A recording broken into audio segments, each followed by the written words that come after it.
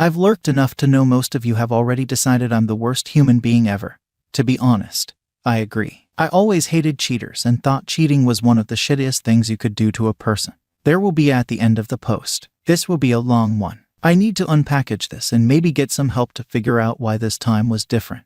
Thank you for your time. I 35 male cheated on my wife 33 female. I've had numerous relationships that from around age 13 or so to now. I never cheated on any of my girlfriends. I always tried to work to repair relationships including my marriage. But something inside me changed. So here's the background. I met my wife 6-ish years ago when I was 28-29 and she was 26-27. She was a coworker and we were both single. After about a year, I asked her out. We fell in love, but one problem we had was a habit of putting her sister's family first. While we were dating, this was completely understandable to me. Once we became engaged, then married, not so much. Sex life was fairly active at the beginning, but I usually initiated. 2 years ago, she 31 and I 33 got married. For the first year and a half, everything was going as usual. Then the sex became less frequent and her spending time with her sister's family increased. She would go to their house on the way home from work, and basically any plans I made for us were no longer a priority. She felt it was a waste of time and gas to invite me to their place just so she could have some sister and the kids' time.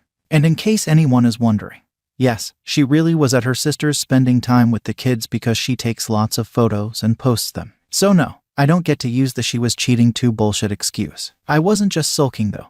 Nope, I was playing my own version of the pick-me game. Planning romantic evenings at a restaurant. Her "I don't feel like going out." Planning romantic candlelit dinners at home with fairy lights all over the dining and living room. Her "I just want to eat and go to sleep. Maybe I should do some more chores around the house." Her "I would have done that Saturday." Shit, we need to talk about this. I'm just stressed from work and my online classes. Thing'll get better. Or God, why can't you just give me some space? At the 1 month ago mark, I didn't remember the last time we had sex. I told her I needed physical intimacy to feel loved. Her "stop being so dramatic. We've been married for a while. This is normal. We'll get out of this valley and peak again." I begged her to go to marriage counseling with me. Her "we don't need counseling. We'll be fine." With the holidays we were pretty busy, but we agreed that after Christmas we'd go to a nice romantic dinner together for our 2-year wedding anniversary. She agreed. I made the reservations. I made sure she put it in her phone. It was Saturday. Her sister called at like 10 a.m. and asked her if she could come over as her niece needed help with some school project. I offered to go with her, but she said she didn't want to deal with me being bored and I should just relax at the house. I was a little irritated because this was our anniversary, but the reservation was at 7 p.m. so she'd have plenty of time to help get ready. She'd take her dress and shoes with her and meet me there. I reminded her that the reservations were at 7 p.m.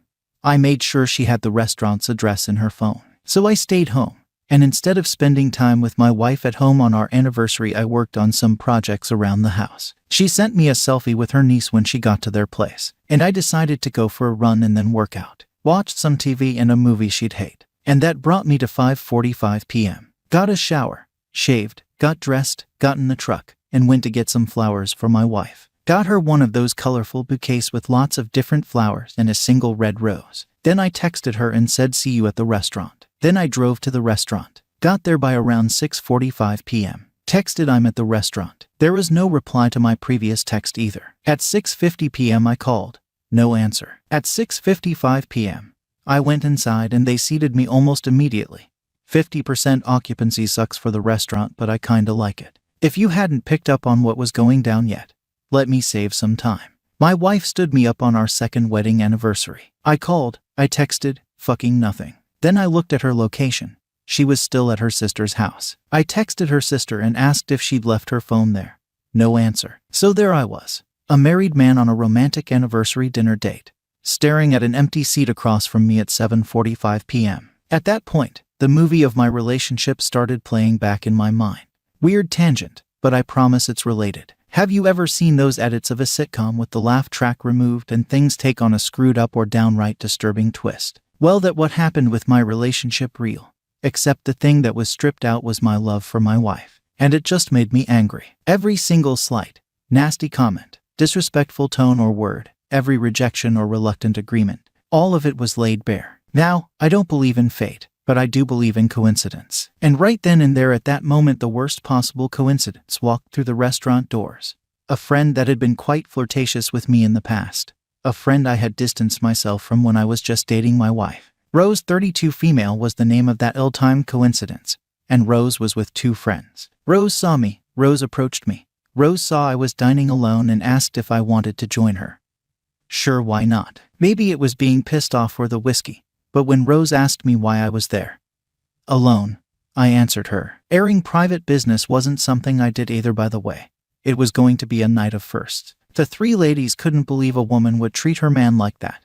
They'd never do that to a man like me. The ego stroke was nice, but I didn't really buy it. So there I was having a nice dinner with three lovely ladies on my anniversary, and not a one of them was my wife. Then I got the text, "Sorry, ran late, coming home, I'm tired." It was at that point in my marriage, 8:43 p.m. set after Christmas 2020. That after reading that text I looked up into Rose's green eyes and made the decision to make tonight a night I would remember. God, I felt so justified in my decision. I deserved better. I could do better. I remember taking off my wedding band and putting it in my pocket. Each move was deliberate and precise. A decision. I started to really flirt with Rose then, and she met and raised the stakes. Her friends called it a night and asked if she was ready to go too. I told them I'd take her home and she agreed. Another decision. Around 9:15 p.m. I got a text. "I'm home. Where are you?" I turned off my location and then my phone. Another decision. A voice in my head I'd always listened to before said, "Call her a lift and go home." I told that voice to go screw itself. Another decision. "I should take you home," I said. I got the remainder of the check. The other two women had already put cash on the table for theirs. Another decision. I opened the door of my truck for her. She kissed me. I kissed her back. "You're crossing a line, but it's still just a kiss. Stop this and go home." Pound sand. Another decision. She decided to get me started on the drive to her house. I didn't stop her. Another decision. "We're at her place. Tell her you're sorry, but we can't do this.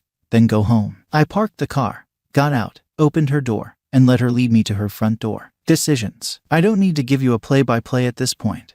I think you all get the point. One decision after another. Breaking the vows of my broken marriage. I was wrong every single time. All the reasons in the world to end the marriage, but not to cheat. I'd like to say that the morning light brought better decisions, but it didn't. It was noon before I left Rose's apartment. I'd turned on my phone. There were only 2 more messages, "Where are you?" and "I'm going to bed." There was a missed call at around 8 a.m. Sunday, but nothing else. I got home. She wasn't there. I called her. "You need to come home. There's something I need to tell you." She actually said okay and was home 20 minutes later. She'd been at her sister's again. I told her everything. No trickle truth bullshit.